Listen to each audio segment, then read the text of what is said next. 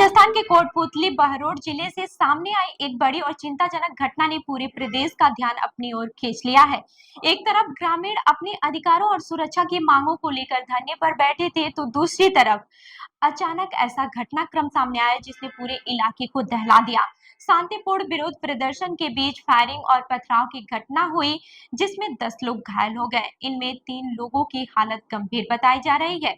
ये घटना सिर्फ एक आपराधिक वारदात नहीं, बल्कि उन सवालों को भी सामने ला रही है जो लंबे समय से खनन गतिविधियों और ग्रामीणों की सुरक्षा को लेकर उठते रहे हैं। तो चलिए जानते हैं इस खबर को विस्तार से। नमस्कार, मैं हूं रूबी सिंह और आप देख रहे हैं NKRG भारत न्यूज। बता दें कि मामला कोटपुतली बहरोड जिले के सनरुंड थाना क्षेत्र के अजीतपुरा कुजेता गांव का है। यहाँ के ग्रामीण पिछले कई महीनों से अपने गांव के आसपास हो रहे खनन और डीप होल ब्लास्टिंग का विरोध कर रहे हैं।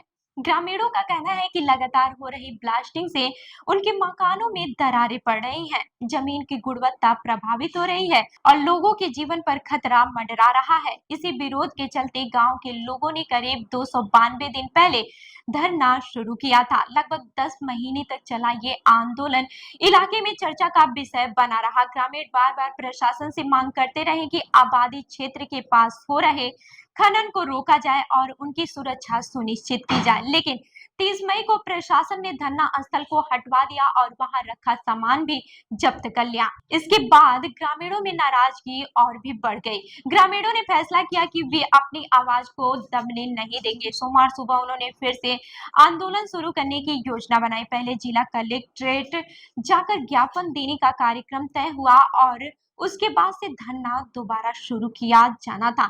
इसी बीच प्रशासन की ओर से संदेश मिला कि जब्त किया गया सामान वापस ले लिया जाए और पुराने स्थान पर ही धरना जारी रखा जा सकता है। इस सूचना के बाद से ग्रामीण अपना सामान लेकर वापस गांव पहुंचे। जब वे शमशान भूमि के पास स्थित धरना स्थल पर पहुंचे तो वहां का दृश्य देखकर हैरान रह गए। जिस स्थान पर वे धरना देने वाले थे, वहां जाने वाले रास्ते को बड़े बड़े पत्थरों से बंद कर दिया गया था। ग्रामीणों का आरोप है कि ये रास्ता जानबूझकर रोका गया ताकि आंदोलन दोबारा शुरू न हो सके। इस स्थिति को देखते हुए कुछ ग्रामीण प्रशासन से शिकायत करने के लिए वापस चले गए, जबकि कुछ लोग मौके पर ही रुके रहे। किसी को अंदाजा भी नहीं था कि कुछ ही देर में हालात इतने बिगड़ जाएंगे कि पूरा इलाका गोलियों और पत्थरों की आवाज से गूंज उठेगा। ग्रामीणों के अनुसार करीब 11:30 बजे 3 कैंपर गाड़ियों में सवार होकर कुछ लोग वहां पहुंचे। शुरुआत में बहस हुई, लेकिन देखते ही देखते मामला हिंसक हो गया।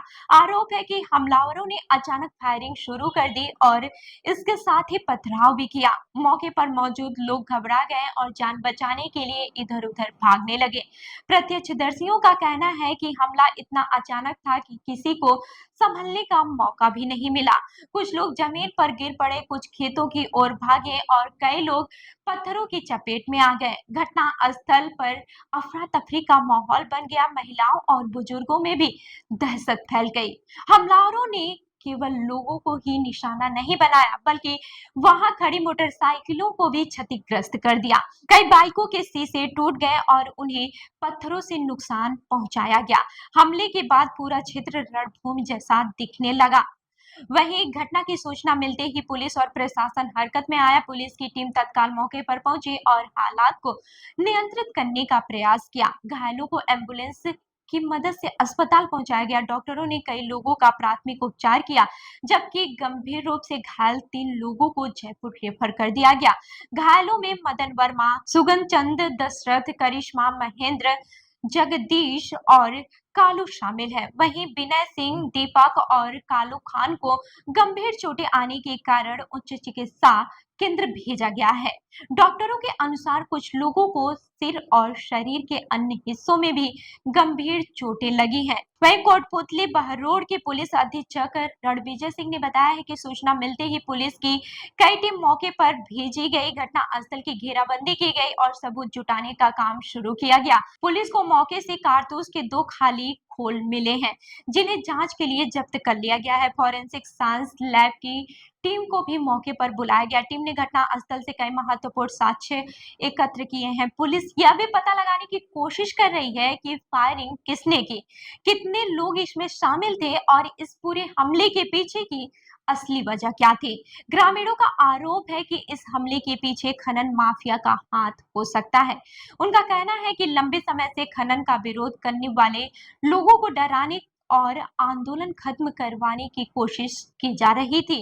हालांकि पुलिस अभी किसी निष्कर्ष पर नहीं पहुंची है और सभी पहलुओं से जांच कर रही है। ये घटना केवल एक गांव तक ही सीमित नहीं है, इसने पूरे राजस्थान में खनन गतिविधियों और ग्रामीणों की सुरक्षा को लेकर बहस छेड़ दी है। सवाल उठ रहे हैं कि यदि ग्रामीण इतने लंबे समय से अपनी समस्याओं को लेकर आंदोलन कर रहे थे तो समाधान क्यों नहीं निकाला गया। आखिर ऐसी नौबत क्यों आई कि धरना स्थल पर हिंसा और फायरिंग जैसी घटना हो गई। वहीं स्थानीय लोगों का कहना है कि यदि समय रहते उनकी शिकायतों पर ध्यान दिया जाता तो हालात इतने खराब नहीं होते। उनका आरोप है कि प्रशासन और संबंधित एजेंसियों ने उनकी समस्याओं को गंभीरता से नहीं लिया। घटना के बाद से इलाके में भारी पुलिस बल तैनात कर दिया गया है। पुलिस लगातार गश्त कर रही है ताकि किसी भी प्रकार की नई हिंसा को रोका जा सके। प्रशासन ने लोगों से शांति बनाए रखने की अपील की है और भरोसा दिलाया है कि दोषियों के खिलाफ सख्त कार्रवाई की जाए। तो इस खबर पर आपकी क्या राय है, हमें कमेंट करके जरूर बताएं और ऐसी ही अन्य खबरों के लिए हमारे चैनल को लाइक करें, शेयर करें और सब्सक्राइब करना न भूलें। मिलते हैं अगली खबर में, तब तक के लिए देखते रहिए इनके आरजी भारत न्यूज। धन्यवाद।